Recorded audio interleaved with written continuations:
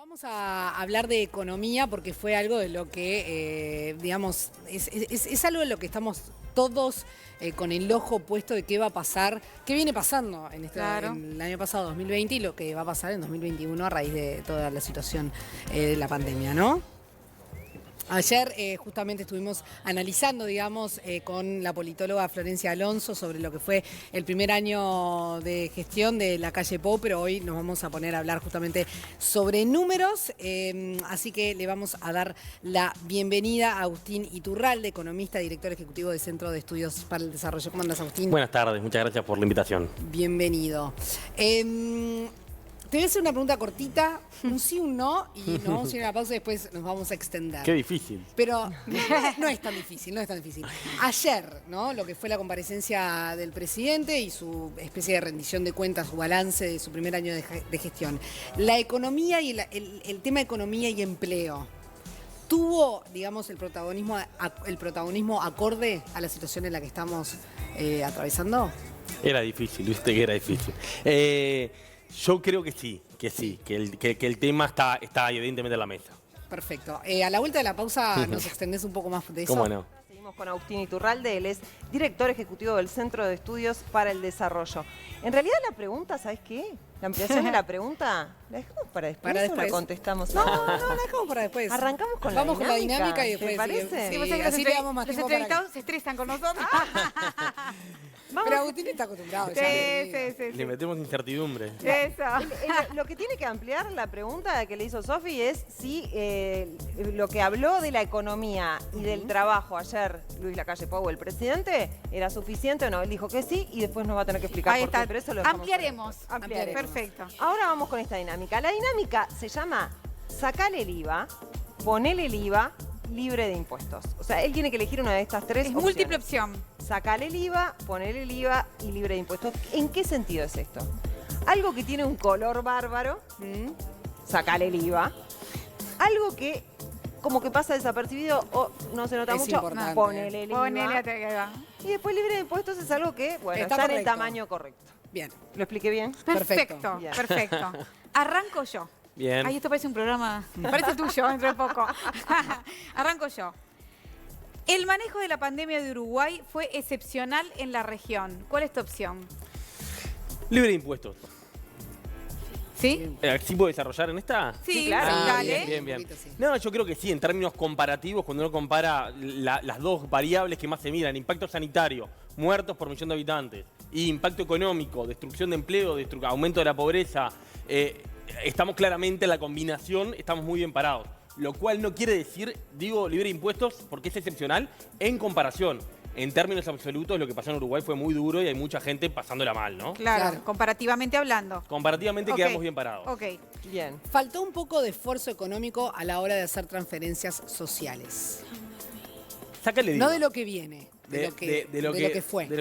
Yo diría sacarle el IVA, creo que hoy en día con lo que tenemos en la mesa y con la tranquilidad de ver la luz al final del túnel, creo que tenemos otra espalda e incluso uno hoy podría decir, bueno, quizás el año pasado con certeza podríamos haber gastado más si no pasaba nada. El nivel de incertidumbre que hubo el año pasado fue muy alto y realmente estábamos como trabajando muy sobre lo desconocido. El caso de Brasil y Argentina en este tema es bien ilustrativo. Argentina gastó mucho, pero el deterioro macro igual hizo que la pobreza se fuera al demonio. 60% de pobreza infantil, realmente la destrucción económica es trágica.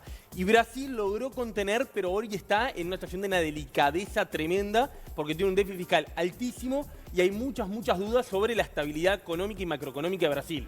Uruguay llega este 2021 con un aumento de la pobreza moderada, con problemas importantes, pero con balas en el cartucho. Tenemos poder de fuego y creo que parte de lo que vimos ayer es que se va a empezar a usar más el poder de fuego. Bien, el seguro de paro parcial fue una medida muy acertada. Ponele el IVA. Yo creo que fue probablemente de las mejores medidas porque es una medida que apoya el empleo, apoya la empresa, pero vinculada al puesto de trabajo. es un subsidio a la empresa, pero que te lo doy en la medida de que me asegures que la persona sigue en planilla, siguen aportando por una parte. Yo creo que fue la gran política. El año pasado hicieron muchas cosas importantes, quizás faltaron otras, siempre discutible. De lo que se hizo, creo que fue lo más importante, que tuvo un impacto más positivo en contener la destrucción de empleo, que igual fue muy importante. Sí, sí. Antes de seguir, me gustaría como ampliar un poquitito en esto que siempre nos preocupa a nosotros las vespertinas, que es el tema de las situaciones que son irregulares, digamos, ¿no? Porque es un tipo de seguro de desempleo que se presta La vivada. para la vivada Sí, de los empleadores, ¿no? Entonces, Sí. eso tendría que tener como un énfasis más en el control. En el control. Yo creo que en eso soy medio escéptico. Creo que es así. Creo que hubieron avivadas, algunas se llegaron a comprobar. Creo que una situación de emergencia como la que había es mejor que alguno se avive a que la que por solución- eso no se aplique en otros casos. Exactamente. El mal menor, El digamos. mal menor, Claro. ¿viste? Y en economía hablamos en estadística más bien del error tipo 1 y error tipo 2, cuando hay dos errores, y bueno, hay uno que es peor que el otro. Bueno, en este caso creo que es claro que eso va a pasar, pasó, pero bueno, en plena pandemia había que jugársela y bueno, y hubieron vivos como siempre hay, que esperemos que a la medida que pasan los meses se pongan en orden. ¿Y cuánto, en el tiempo, cuánto se podría sostener esta situación de aguantar, digamos, a esa cantidad de gente que no puede volver a trabajar? Y bueno, yo creo que ahora se estiró hasta junio, Sí. que creo que está bien, y sobre todo porque tenemos en junio ahora todos, nadie lo dice explícitamente, pero con los números que estamos hablando de vacunas, de ritmo de vacunación, uno esperaría que lleguemos al primer semestre, cerremos el primer semestre con un número de vacunados muy importante. Y un retorno, digamos. Que nos permita los sectores más golpeados, que obviamente estamos hablando del ocio, los restaurantes, el turismo, que hay turismo todo el año en Uruguay, no solo en verano, hay turismo todo el año, bueno, salones de fiestas, hay sectores que... No, es pasaron terrible, de 100 a terrible. 0, ¿no? Terrible. No hubo grises. No hay alternativas. Que esos sectores se pueden reactivando y bueno, y ahí hay mucho seguro de paro flexible. Claro. Bien. Bueno, muy bien, sigo yo. Va a ser complicadísimo salir de la crisis que generó la pandemia. Libre de impuestos. Libre de impuestos.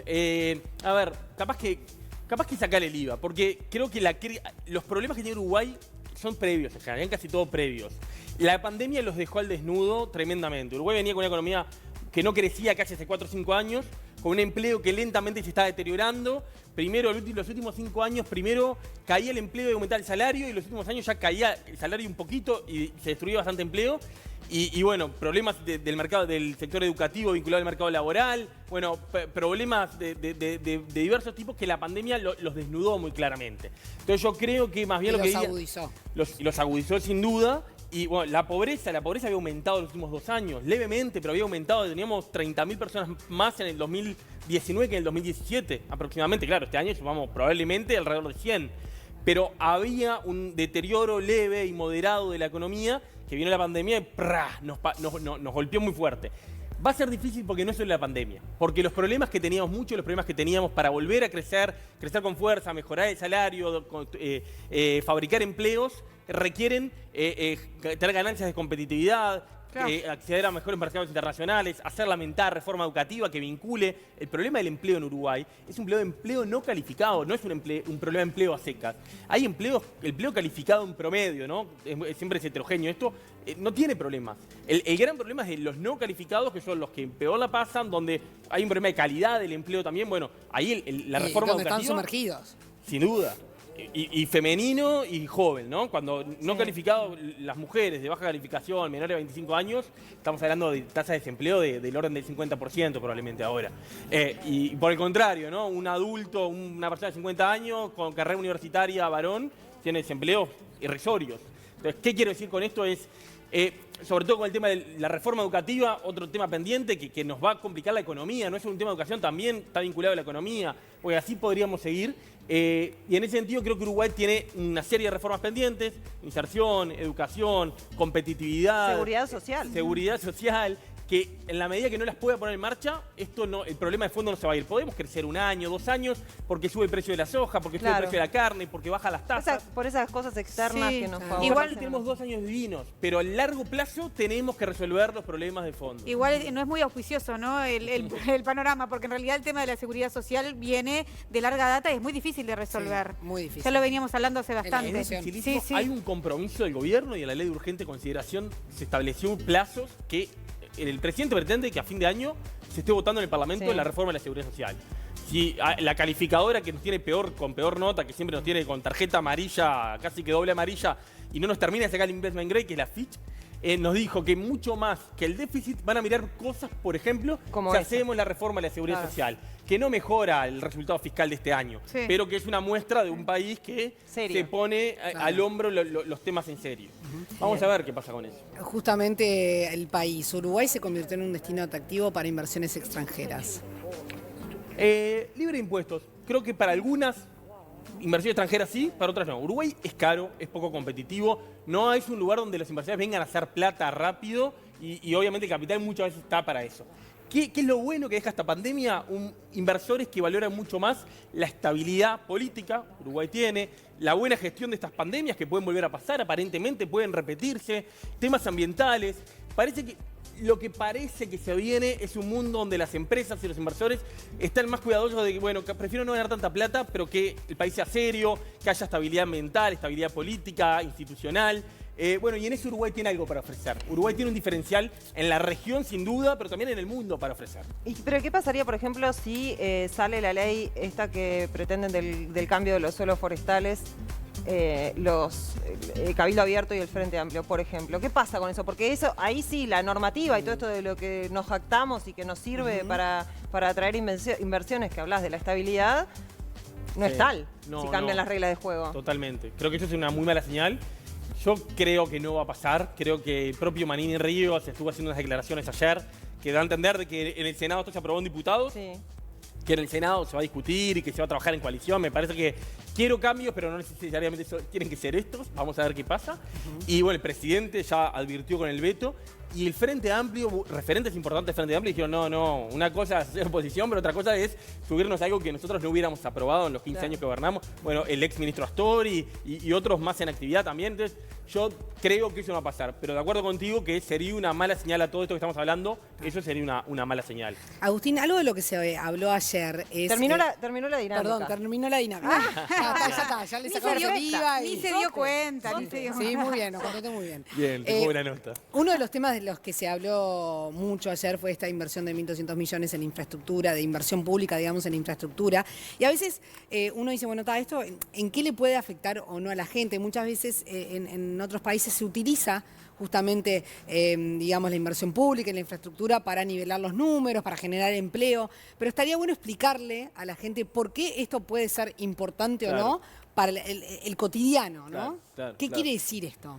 Y bueno, creo que está vinculado a la pregunta de inicio del tema del trabajo, que la verdad me da la duda le importa a la gente. Tuvo el rol suficiente y bueno, yo creo que me queda la duda porque capaz que no tuvo la centralidad discursiva, no se nombró la cantidad de veces que creo que es el principal drama de este país, hace ya por lo menos 3 años y pico, va a serlo este año y probablemente lo va a hacer por lo menos 2 o 3 años más, va a ser un problema importante. Entonces, me parece que ahí había como que capaz que se podía ser más explícito, pero en realidad cuando se habla de inversión pública es esto lo que está en la mesa. Cuando se habla de inversión privada y de todos los proyectos que se presentaron en la COMAP, que creo que ahí es donde está la verdadera apuesta del gobierno. Este gobierno es un gobierno un poco más liberal que los anteriores, creo que no descubrimos nada con esto. Y bueno, la apuesta en serio está en los beneficios de la ley de inversiones que se ampliaron y los 1000 y pico de proyectos, que son muchos miles de millones de dólares, qué porcentaje de eso se concreta.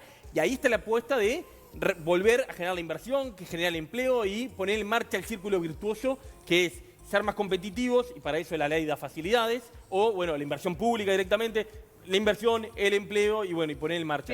Pero Agustín, porque pongámosle, ¿no? Cuando uno piensa en una obra de infraestructura, en realidad lo que piensa que eso es lo que genera es empleo para los que construyen la obra. Claro. ¿Qué pasa después? O sea, eso genera otras cosas además de el empleo de la construcción, que es y además igual, quizás no es el rubro que esté más complicado. Es afral, digamos, ¿no? Además, como que termina en ese tiempo de construcción. Sin duda es afral. A ver, cuando estamos hablando de este tipo de políticas de infraestructura en un momento malo, es una típica política anticíclica, que lo que se busca es el momento de caída, apurar inversiones, traer inversiones que se van a hacer más adelante, traerlas para acá, para tirar combustible a la economía.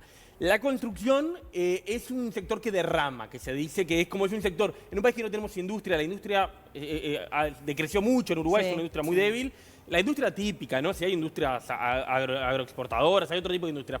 La construcción tiene un poder de penetración, de gastos, sobre todo en las clases bajas, en las clases populares, muy importantes. Bueno, se notó cuando frenó la construcción y después cuando se reactivó en la Claramente. movilidad. Marzo, ¿no? un mes fue, ¿se No es el acuerdan? sector más golpeado, es verdad que no es el sector más golpeado, pero Sí. un poco lo que se busca es eso, lo que se busca es la demanda Derrame. de materiales, de Portland, pero mucho salarial. La construcción es intensiva en mano de obra, Sí. muy intensiva en mano de obra todavía, por más de que se han puesto... Eso es lo que se busca y bueno, esperar que eso ayude a soportar mejor estos próximos meses o estos próximos años, esperando una reactivación más genuina, es la palabra que me sale, o un crecimiento que no requiera este empuje adicional del Estado en adelante. Eso es lo que se busca, empujar en la parte baja del ciclo para después dejar Para que la después economía se marche produzcan más otras sola. cosas. claro. Y pasa ese derrame, digamos, no solo en el tiempo de la construcción, sino en otras cosas, en servicios, en las localidades, ¿no? En territorio.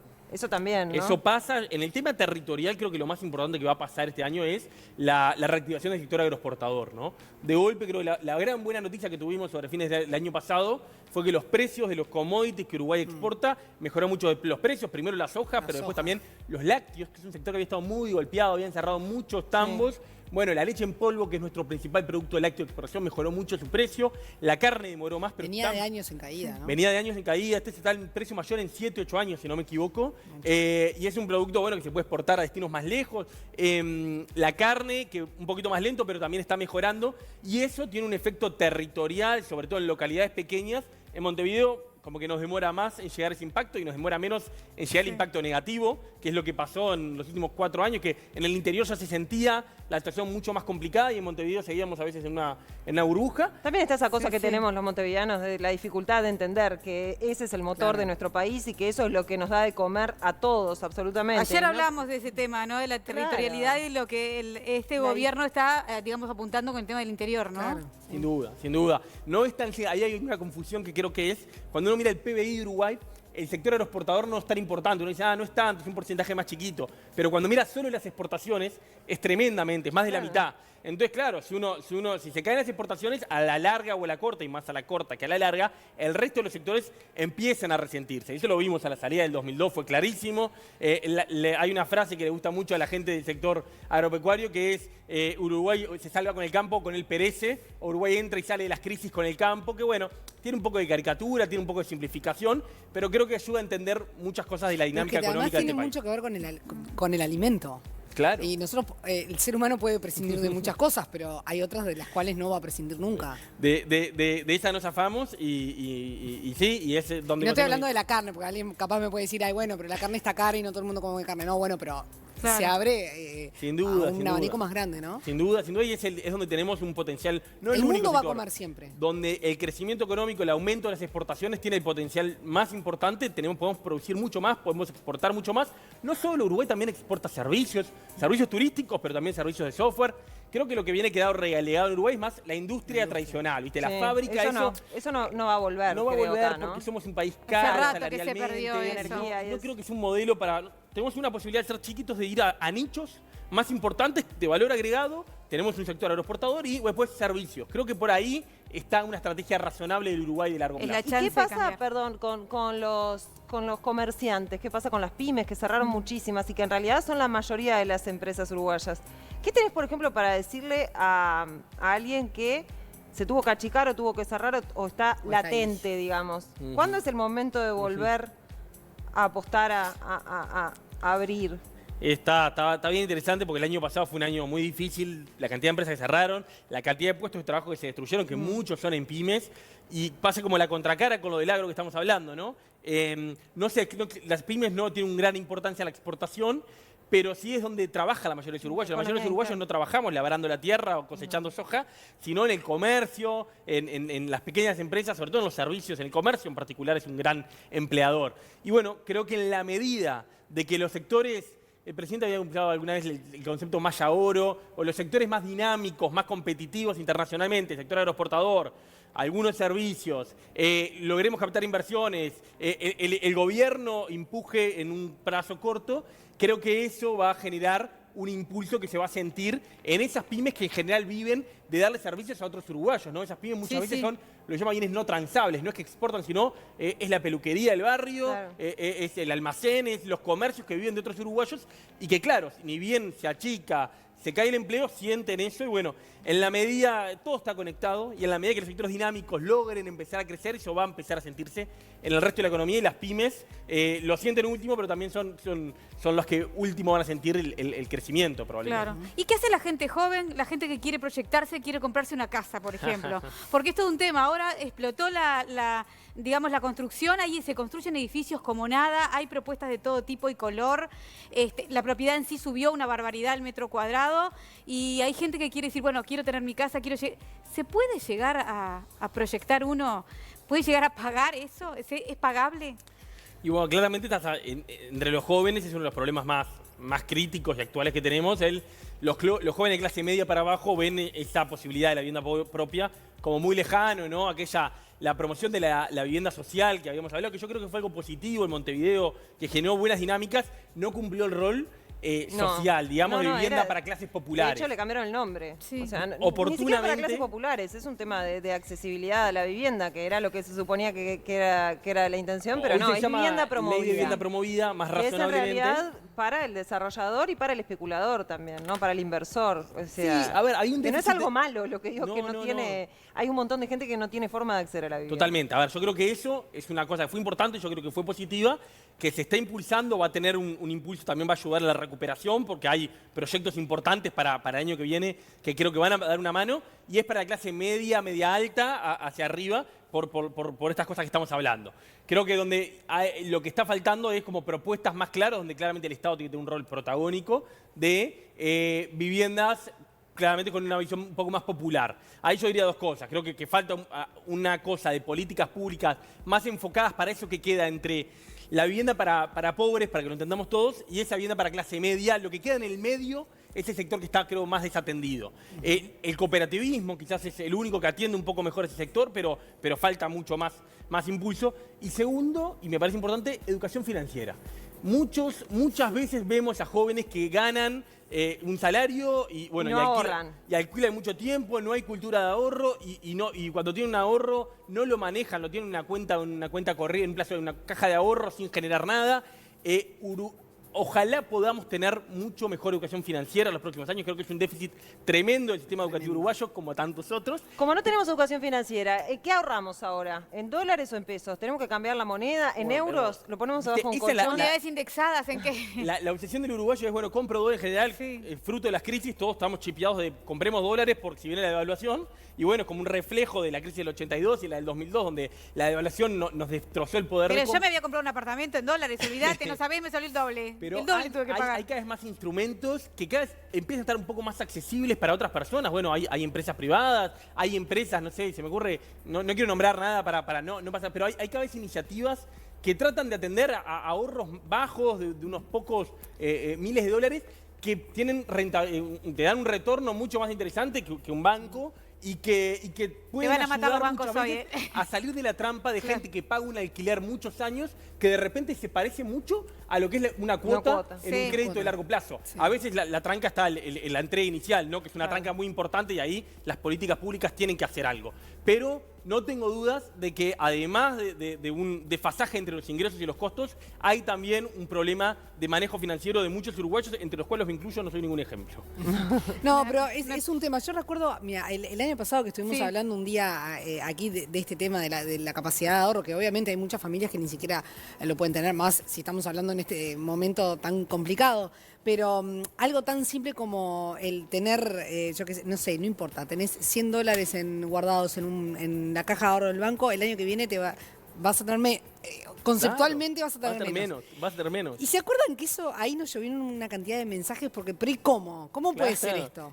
El dólar se deprecia también. Por eso. Que el El dólar ahora otras- está caro, además, ¿no? Empezó a subir, Sí. estos días subió bastante, ¿no? Subió, pero está en un pasaje. Estados Unidos está imprimiendo un disparate de dólar, está dando una política muy expansiva y hay un momento de debilidad internacional del dólar y ahí choca el reflejo uruguayo de guardar dólares. Que el peso Guardar se deprecia, dólares en el banco, ¿no? Es como, tengo mis Sí, dolaritos sí, en el que banco. que el peso se deprecia lo tenemos más o menos guardado y por eso vamos a los dólares. Pero el dólar también se deprecia. Si tú tenés $10.000 guardados durante 10 años, tenés mucho menos a los 10 años que al principio. Eso vos en una inversión tendrías, depende, pero 11 o 12, perdiste plata. Se te destruyó una parte de la plata. Y ese comentario que tú haces, inteligentemente, falta meterlo más en la cosa. Y bueno, creo que los ricos tienen perfectamente claro los problemas de la inflación, la destrucción del poder de compra, y hay instrumentos tienen instrumentos para eso. Bueno, creo que una buena cosa de los últimos años es que cada vez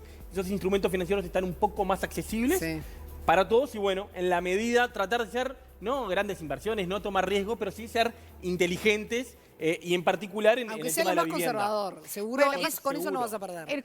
Nosotras en realidad hemos esbozado el tema varias veces. Nunca hicimos una placa, digamos, donde explicarle a la gente, podés invertir en esto, podés invertir en esto, podés invertir en esto, porque son temas que no lo tenemos tan claros en general, ¿verdad? Claro. Porque es como dice Sofi, así vos tengas $2 o $3.000 o tengas $100. No importa. No importa. Bueno, pero entonces, pará, porque yo quiero preguntarle. ¿Vos qué querés hacer? Porque en realidad, bueno, no dólares, pero ¿en qué? ¿Qué hacemos? O sea, en esos instrumentos financieros que de repente no sabés ni qué lugar es y podés terminar en cualquier lado. ¿Qué hacemos? O sea, está bien, no en dólares. ¿Qué hacemos? No, a ver, creo que hay distintas alternativas, no sé, como pueden ser algunas empresas que te ofrecen, no sé, invertir con montos muy bajos en ganado y tener que esos con montos muy bajos se puede entrar ese tipo de empresas uruguayas con buena reputación. Hay alguna... Por ejemplo, ser accionista de qué era, de Conaprole, ¿no? Bueno, Conaprole en un por momento, ejemplo. Conaprole sacó cosas y fue imponente la demanda que tuvo Conaprole, que eso muestra cómo el uruguayo quiere algo que es conservador, algo que conozca. Ojalá algún día las empresas públicas coticen en bolsa. No tengo duda que el uruguayo, en este país que nos gustan muchas las empresas públicas, le va a interesar poner, creo que energía eólica eso todavía también, no está. sí. Pero bueno, hay algunas empresas financieras que ofrecen como poner montos bajos, y cualquiera de esas alternativas es mejor que tener la plata muerta en un banco. O bueno, creo que lo que sí hay como un reflejo que a veces es en el tema de los ladrillos.